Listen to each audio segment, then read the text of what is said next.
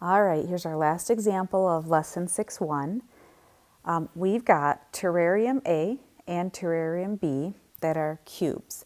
So just in case we haven't seen this word in a while, a cube is a three-dimensional shape where every side length or every edge is the same length.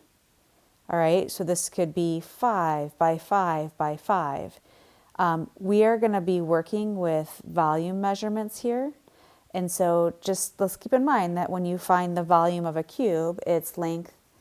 Here, maybe we'll write this out. Volume is length times width times height.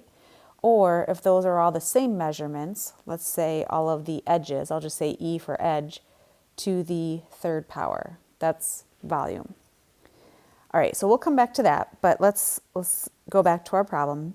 The side length, so that's one of those edges, the side length of terrarium A is twice the side length of terrarium B. So it makes sense. We look at the picture. Terrarium A is bigger. Terrarium B is smaller. What is the value of X? So X shows up right here in the volume of terrarium A. It's 2 to the X power, so we need to find the that X using these volumes.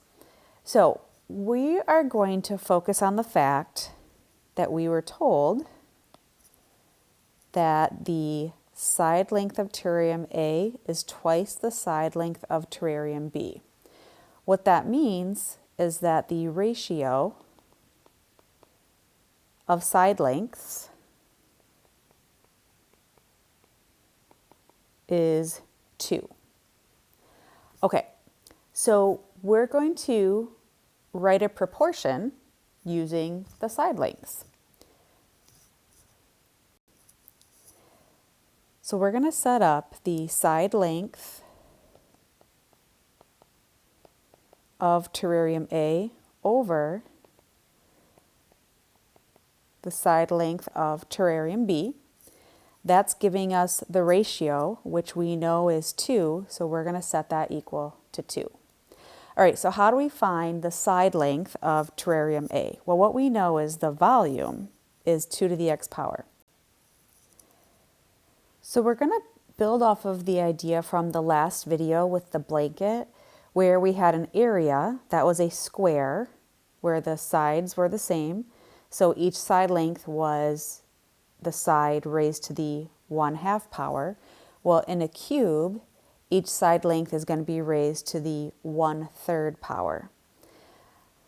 So what we're going to do is the side length of A is going to be essentially the cube root of the volume. So our volume is 2 to the X power. The cube root of that is the same thing as raising it to the 1/3 power. So that's going to give us one side length of A. We're going to do the same thing with B, terrarium B. That volume is 2. We're going to take that volume, raise it to the 1/3 power, which is the same thing as taking the cube root so we can get the individual side. And I'm just going to carry down is equal to 2. So we can clean this up a little bit. This is our power of a power, so we're going to multiply these exponents. X times 1/3 is 1/3 X, or X over 3. Maybe I'll just write 1/3 X. Same thing, doesn't matter. Over 2 to the 1/3 power equals 2. And what we want to notice is we are dividing the same base. When you divide the same base, that's our quotient property, you're going to keep your base and subtract your exponents. So we're going to say 1/3 X minus 1/3. This exponent minus this exponent equals 2. Well, this is pretty convenient because now we have a common base in our equation. That means that the exponents will be equal to each other. This is a 2 to the 1st power. So now let's go ahead and grab those exponents. This exponent will be equal to this exponent. 1/3 X minus 1/3 equals 1. And now we have an equation where we can solve for X. Fraction trick, let's multiply every single term by a common denominator, which is going to be 3. Now, 3 times 1 is 3, divided by 3 is 1. 1 times x is x, so carry down an x, minus 3 times 1 is 3, divided by 3 is 1. And then 3 times 1 is 3. All right, then to solve, we're just going to add 1 to both sides, and we get x equals 4.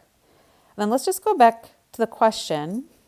What were they actually asking us to find? What is the value of x? Well, we just found it. X is equal to 4.